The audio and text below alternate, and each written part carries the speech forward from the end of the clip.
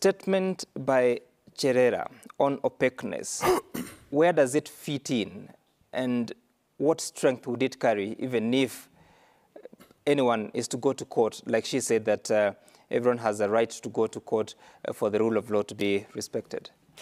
So obviously this will play out in the courts. It ought to play out in the courts.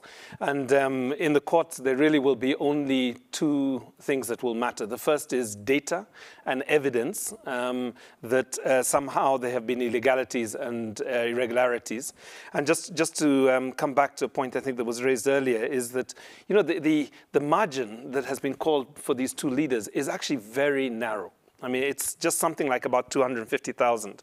That's about the size of that's about the same number as the number of people who voted in a county, like Mombasa, for example, for the presidency. Now, I think what we have to recognize is that margin being so narrow, it will be, I guess, the opportunity. I guess it will be the target of the Azimio coalition in terms of just proving again whether there was irregularities or illegalities.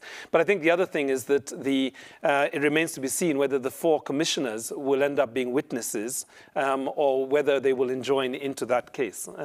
You read a section of the Constitution, Article 138(3), but you read the section. I think you read the section C. Let me just read the other section, which is number 2. Paragraph 7 of the second schedule to the IEBC Act provides that unless a unanimous decision is reached, a decision on any matter before the Commission shall be by a majority of the members present and voting. So it does indicate that this will be an issue that the lawyers will pick apart. So I think that would be my first comment on this. I think it was regrettable to see the Commission not able to complete this task in a unified manner, but they obviously have their reasons and their information, and we look forward to seeing this come before the Supreme Court.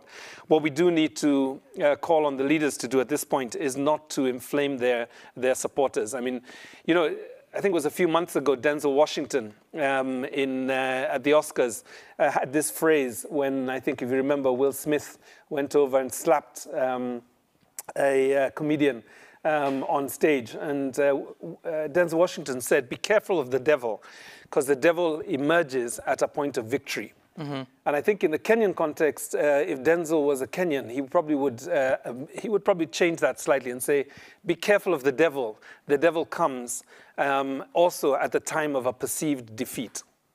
So we have to be careful at this time that, to quote the president-elect, that God continues to be the guiding framework for our politicians and for their supporters.